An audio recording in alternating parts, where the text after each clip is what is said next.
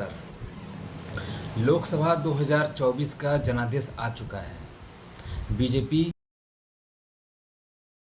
अपने बहुमत से नीचे है। एनडीए को मिलाकर बीजेपी जो जादुई आंकड़ा होता है 272 का, उससे वह ऊपर जा चुकी है। अब समस्या यह है कि किसी भी सिंगल लार्जेस्ट पार्टी को जादुई आंकड़ा प्राप्त नहीं हुआ है। बीजेपी 400 सीट लाने का दावा कर रही थी, अब की बार 400 पार, लेकिन पूरा एनडीए को मिलाकर भी अब की बार 300 पार नहीं हो पाया है। जहां पर अगर विपक्ष की बात करें तो विपक्ष में कांग्रेस सबसे सिंगल लार्जेस्ट पार्टी है। केवल विपक्ष की बात करें तो 99 सीट, हालांकि 100 का आंकड़ा वो भी नहीं पार कर पाई है, लेकिन फिर भी पिछले अगर परिणामों की तुलना करें तो इस बार इसके परिणाम काफ़ी अच्छे हैं। दूसरी बात, उत्तर प्रदेश में सबसे ज़्यादा नुकसान हुआ है और समाजवादी पार्टी के द्वारा हुआ है।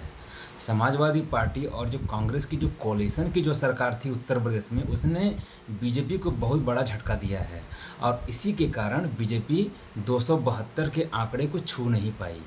हालांकि बीजेपी तैयारी कर रही है सरकार बनाने के लिए। अब देखना रोचक होगा कि इस बार, जबकि प्रधानमंत्री तो बनने के दावेदार अपनी राष्ट्रपति को प्रस्तुत कर दिए हैं, लेकिन ये देखना ये होगा कि क्या प्रधानमंत्री जी जैसे पिछले 10 साल में शानदार काम कर रहे थे और बिना किसी रोक टोक के, बिना किसी बैसाखी के, क्या वो अब अगले 5 साल अपना कार्यकाल पूरा कर पाएंगे?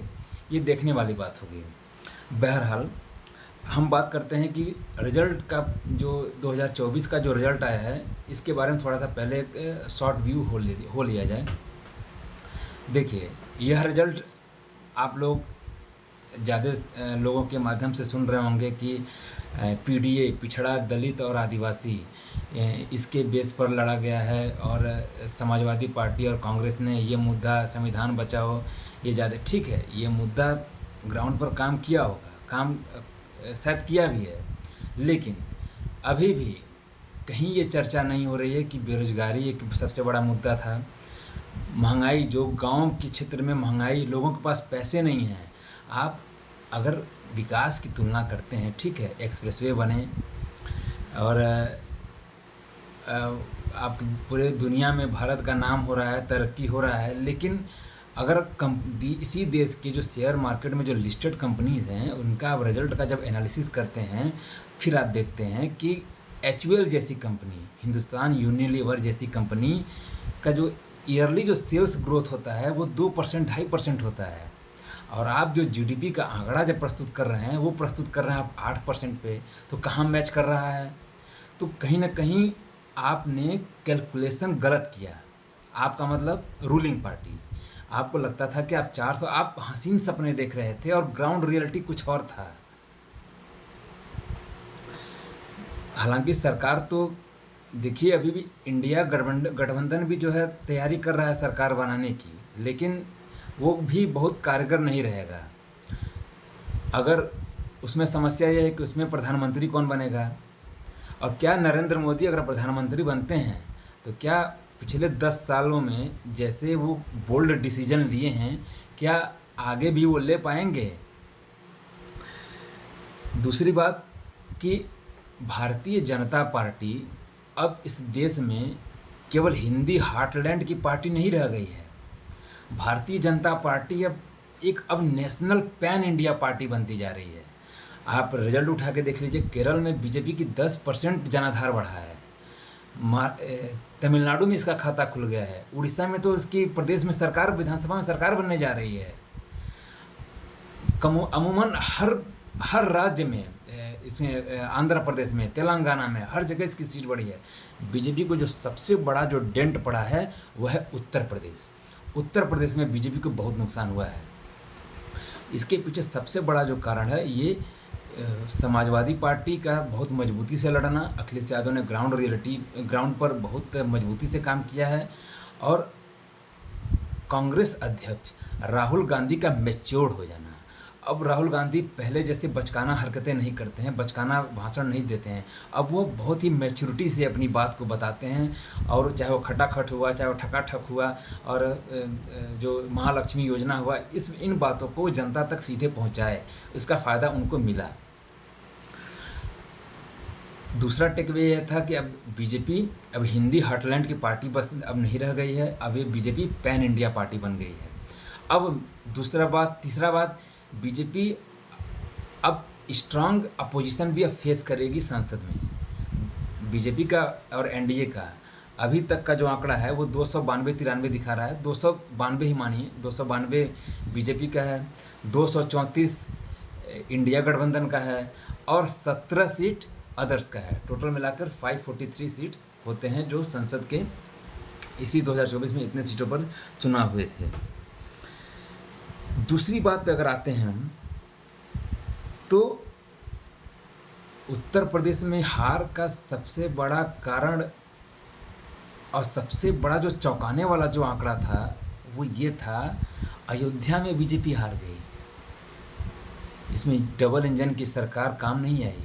अयोध्या में जहाँ पर 22 जनवरी को ही भव्य राम मंदिर की शुभारंभ हुआ, राम जी का इनकारनेशन हुआ, उसके बाद भी वहाँ पर अगर बीजेपी हार जाती है तो ये सबसे बड़ा लेसन है।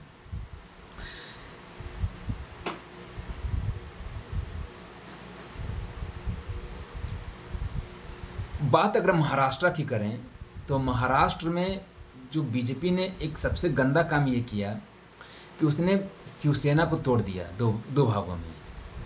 पता नहीं कौन सी राजनीति हुई कि अजीत पवार, जो पहले अजीत पवार को, अशोक चौहान को पार्टी में लाया गया और ये कहा गया कि ये अब इनके बदौलत बीजेपी इनसे कोalition में सरकार चलाएगी, जबकि जिनके नेचुरल जो एलाइज थे, शिवसेना उद्धव ठाकरे वाली पार्टी, उसको इन्होंने दरकिनार कर दिया। इस बार की वहाँ की जनता ने देश को बता दिया कि ओरिजिनल शिवसेना उद्धव ठाकरे की पार्टी है और इसमें बीजेपी को बहुत बड़ा डेंट हुआ, बहुत बड़ा नुकसान हुआ है। कुछ चौंकाने वाले आंकड़े और भी हैं। नगीना से चंद्रशेखर जी जीत गए। एक ये जो पंजाब में एक वो हैं, क्या बोलते हैं,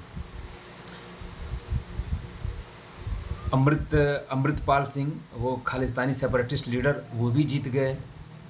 तो इस बार का जो जनादेश है वो बहुत ही क्रूअल रहा है। मतलब आप पब्लिक को टेकन फॉर ग्रांटेड नहीं ले सकते हैं। अब बात करते हैं कि क्या मोदी जी कोalition गवर्नमेंट को चला पाएंगे? क्या कोalition गवर्नमेंट विकासशील होती है? क्या वो डेवलपमेंट के एजेंडे पर वो चल सकती है? तो अगर पिछला इतिहास देखेंगे, पिछले 70, 75, 80 सालों का, तो जब भी कोalition गवर्नमेंट रही है, हालांकि उतार चढ़ाव तो होते हैं, पॉलिसी डिसीजन मेकिंग में प्रॉब्लम होती है, लेकिन जो सबसे मेजर फैसले लिए गए हैं वो कोalition गवर्नमेंट में भी लिए गए हैं। जिसका सबसे बड़ा एग्जाम्पल है 1991 में। 1991 में जब ग्लोबलाइजेशन की शुरुआत हुई और मनमोहन सिंह जी उसमें फाइनेंस मिनिस्टर थे, तो उन्होंने ही जो है एफडीआई को, फॉरेन प्लेयर्स को इंडिया में आने के लिए जो रास्ता क्लियर किया, एफडीआई आया। उस समय जो सेंटर की जो सरकार थी वो माइनॉरिटी सरकार थी। 2008 में भी कोalition की सरकार थी जब 1, 2, 3 न्यूक्लियर डील हुए थे। तो यह कहना कि अगर कोalition की सरकार होगी तो उसमें विकास नहीं होगा, विकास के कोई एजेंडे काम नहीं करेंगे, तो ये सरासर गलत है।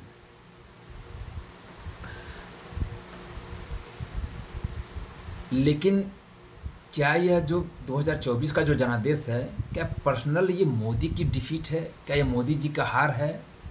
अगर देखा जाए कि 10 साल तक सत्ता में रहने के बाद एंटी इनकम्बेंसी काम करती है।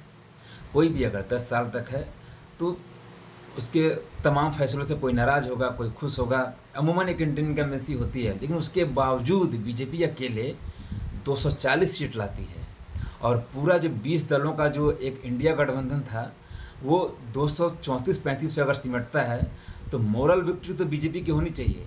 लेकिन ऐसा लग रहा है कि बीजेपी हार गई। उसके पीछे कारण ये है कि बीजेपी ने अपने लिए 370 का टारगेट सेट किया था और ओवरऑल एनडीए के लिए अब की बार 400 बार का नारा चल रहा था। लेकिन हुआ इसके उलट।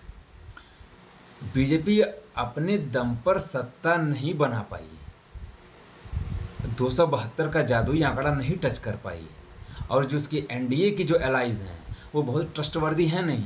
पिछला इतिहास कहता है कि चंद्रबाबू नायडू जी और नीतीश कुमार जी कैसे बीजेपी का समय समय पर साथ छोड़ते रहे हैं। तो यह कह पाना कि क्या यह सरकार 5 साल तक चल पाएगी, मुश्किल प्रश्न है। आगे राजनीति कैसे मोड़ लेती है इसके बाद भी चर्चा करेंगे। बहुत बहुत धन्यवाद।